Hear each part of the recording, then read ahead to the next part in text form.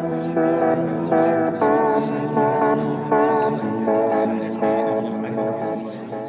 je m'appelle Antoine Wagner, je suis élève en troisième année à AgroSup Dijon en tant qu'ingénieur agronome fonctionnaire et je suis dans la dominante R2D2C, donc ressources, données, diagnostic, changement climatique. J'ai également la particularité de faire en parallèle de tout ça un double diplôme à la faculté de Bourgogne, le master SEM, sol, eau, milieu, environnement. Et ça fait partie du double diplôme avec la dominante R2D2C. J'ai fait un bac S SVT au lycée Ribaud-Pierre, à Ribeauvillé. Ensuite, je suis allé faire une prépa BCPST, donc biologie, chimie, physique, sciences de la Terre, au lycée Jean Rostand à Strasbourg, et avec pour objectif initial de devenir vétérinaire. Je n'ai pas réussi à avoir le concours veto, de peu, et comme j'étais plutôt bien classé en agro et que j'avais pas envie de redoubler ma dernière année de prépa, j'ai fait le choix de me tourner vers les écoles d'ingénieurs en agronomie. Ce qui m'intéressait, c'était faire de la forêt, devenir ingénieur forestier. Et AgroSup Dijon proposait cette possibilité en tant que fonctionnaire. Donc c'est pour ça que j'ai fait le choix de rejoindre l'école. Lors du choix des vœux, on pouvait rejoindre AgroSup en tant qu'agronome, aussi bien en tant que civil qu'en tant que fonctionnaire. J'ai fait le choix de basculer vers la deuxième option. Ça implique donc d'avoir ces frais de scolarité qui sont payés par le ministère, également d'être payé pendant ces 3 années de formation. Et en fait, en échange de tout ça, on a un contrat de 8 ans avec le ministère de l'Agriculture. Donc, mon intégration s'est vraiment très bien passée. Donc, pendant 2 semaines, il y a toute une série d'activités qui ont été organisées par les deuxième et troisième années.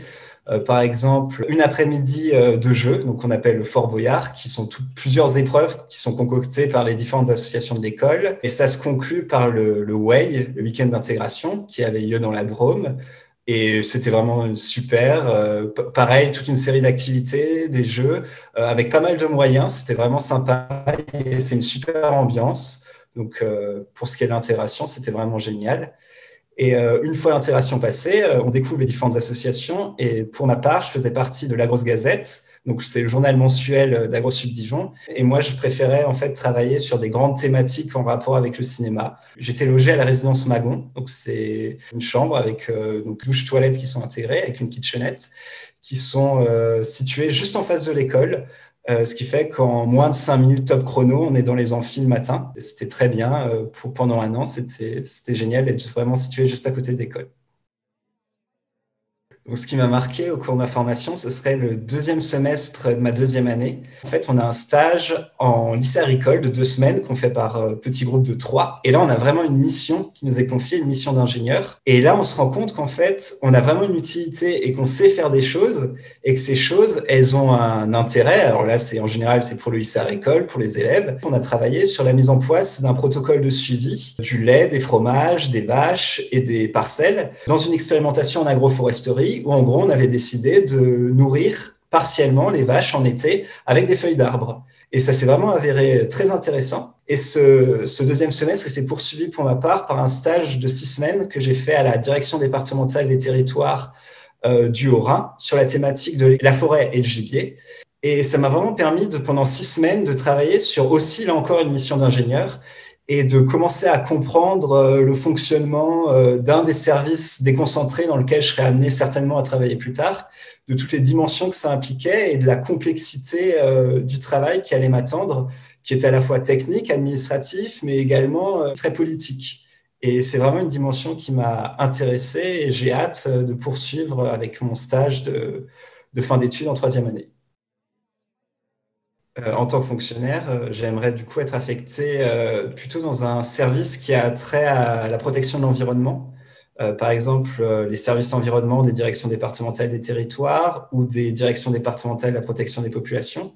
Et là, j'aimerais y être affecté en tant que chef d'unité. Et sinon, il y a une structure qui m'intéresse beaucoup, c'est l'Office français de la biodiversité. Et cette fois-ci, j'aimerais y être affecté ou en tant que chef d'unité ou chargé de mission.